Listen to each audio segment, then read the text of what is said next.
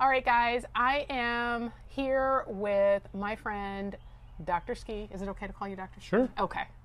I didn't know if he wanted to stay in the closet with his doctor status.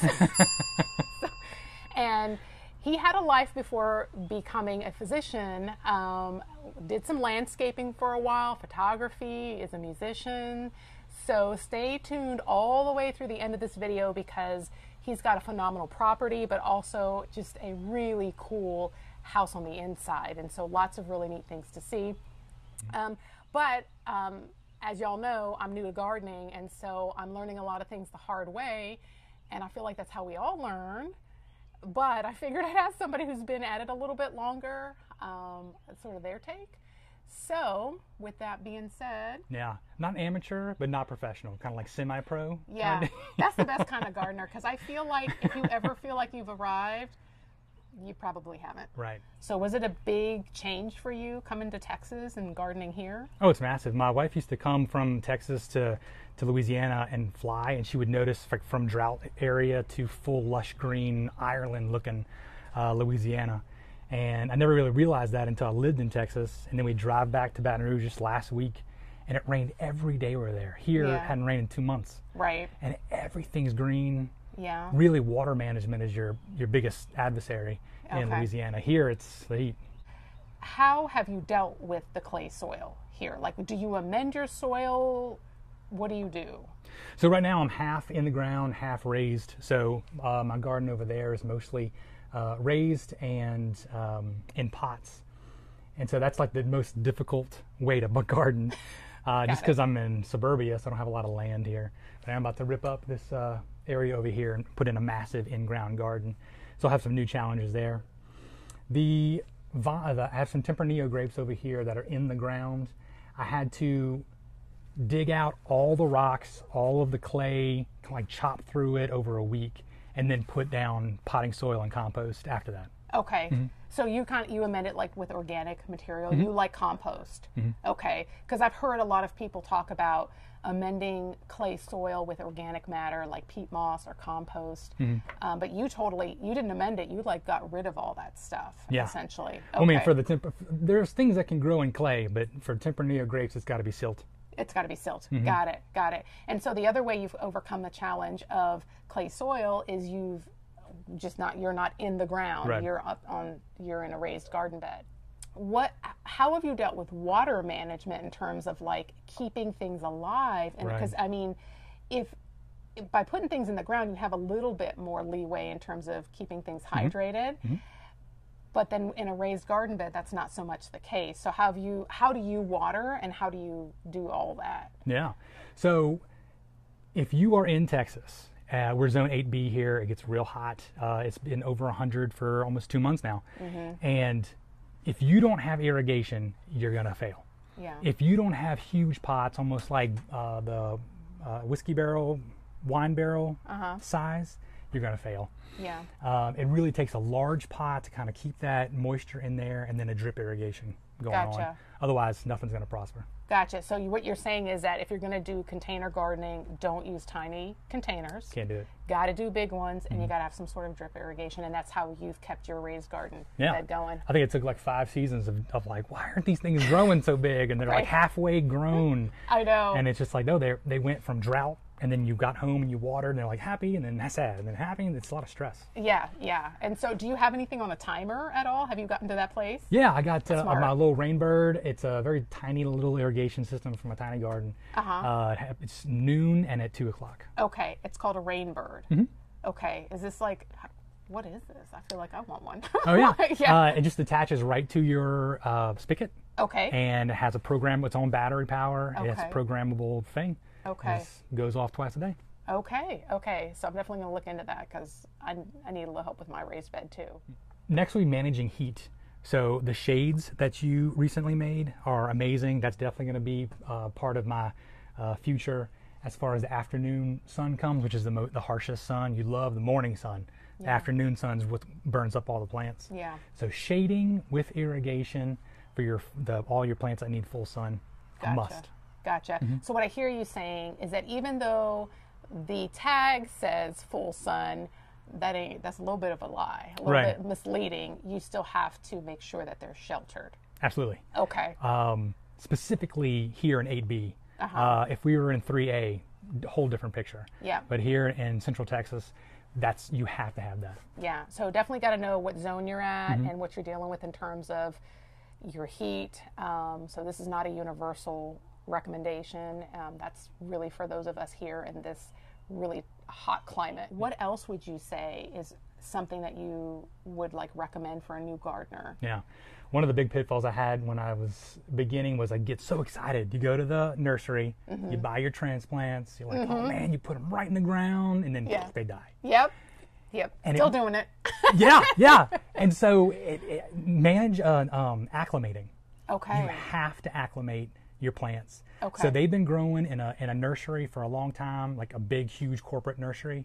And then the little nurseries that we go to, they bought them, they put them in a new place, so they had to acclimate to that. And then when you bring them home, they go from their little area to a brand new area that's full sun, 110 degrees. It's a recipe for disaster. Yes. So you really have to take those full sun plants and the transplants and put them in a half sun for like a week or so, to kind of acclimate to how the soil is going to change with the heat. Gotcha. That is so good. I don't know why. I feel like maybe that's been a thought in my head, but like I've never done that. They get sunburned. Yes. I found out this year, I was very embarrassed. I found out this year that potting soil doesn't have fertilizer. Okay. No nutrients. It's just media to grow something in, to put it somewhere else. Yes. Meanwhile, I was like, potting soil, you just put it down and you grow things out of it. Right. Not the case. No. So you have to put something like a slow release fertilizer whenever you plant. Gotcha. Osmocote's great, 15, 15, 15 for your NPK. Slow release, you put that just you can't burn it because it's a slow release and little pellets. So you just shake a whole bunch of stuff in there, put the plant right on top of it, and you're good to go. Okay, yeah. So I do love Osmocote for that no burn thing because I have tried to use sometimes even with compost, if it got too close to the plant, it can really burn it. So I love that. So put that slow release fertilizer in while you're putting your plant in, so you don't have to worry about it. Absolutely. Yeah. I think there are some potting soils I have seen that say added fertilizer, but you have to look for it because that's not a given. Right. So what are your three major goals for next year? I've already seen you pointed out some areas that you're wanting to turn into garden stuff. So how are you going to do that? Well, the goal is I want to be a hippie. I'm like a wannabe hippie, but live in the suburbs. But I really want a self-sustaining area. I want rainwater harvest. Yes, same. For the extra nitrogen and to grow all my plants here that have at least 3 meals a week, and have a greenhouse to shelter the plants when it gets to the freezing time in the winter. Gotcha. And just kind of a full circle. Gotcha. And you've got your compost pile going, so you're going to be reusing that. That is, and I feel like most of us as gardeners, you begin to understand the importance of, sustainability, being self-sustaining as a gardener, because it does use a lot of resources, a lot of water, it's a lot of material. And so if you're able to do that and then feed your family, really, truly feed your family off of it, it's going to take a lot of efficiency, and you have to kind of tune in that efficiency. Absolutely. And so having things like a compost bin or good irrigation plus a greenhouse to kind of get you through the cold months, I think. So are you propagating, are you growing some stuff from seed right now? I need to see that. Okay.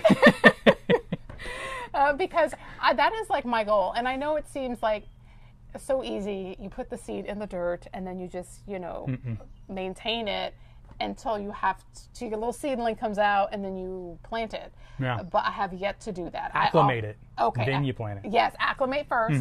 That's what I learned. But I've not done that yet. So I'm always getting I get seedlings from the nursery because I guess I just haven't made that jump. But I want to make that jump to where I'm starting stuff from seed. So that is exciting. Yeah. So, and then I have a greenhouse. And so right now it's like a giant shed.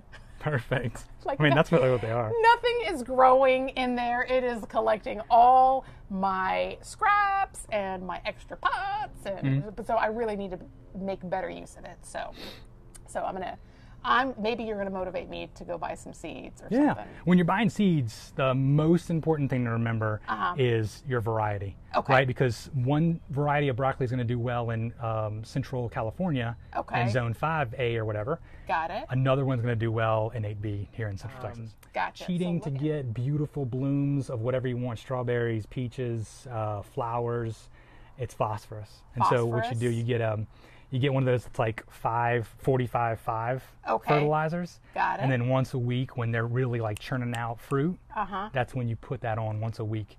And man, that really kicks it in high gear. Okay. All right. Well, I'm going to do that. So that obviously that's works for like tomatoes. And, Okay. Because as NPK is the major nutrients, right? So nitrogen is going to be for the leaves, anything green. So if you want your spinach, your cabbage, your Brussels sprouts, that's all heavy nitrogen. So get a heavy nitrogen fertilizer. Phosphorus is going to be for roots and blooms, tops and bottoms. Gotcha. So if you're trying to like really make something grow, phosphorus is how it goes. Okay. And then potassium is nitrogen of phosphorus. Yeah, potassium. Potassium is more for like the why'd I gotta turn it into a K? It's so confusing. So yeah, that's more for the plant's immune system and water retaining. Okay. So kick that phosphorus up a gear. Okay. Well, this has been super awesome. Good. I love this property. I'm so excited. I feel motivated again, and I hope that as you've listened to this, you've maybe, because I know like it's been a long, hard summer for us, and some of us may be like, let it all burn, I don't care. But I hope that you've just been reinvigorated to get back out there, keep at it. We all fail forward. I heard some other gardeners say that, and I feel like that's so true. Absolutely. And so just stick with it. And so anyway, I hope you guys enjoyed the video, and y'all take care.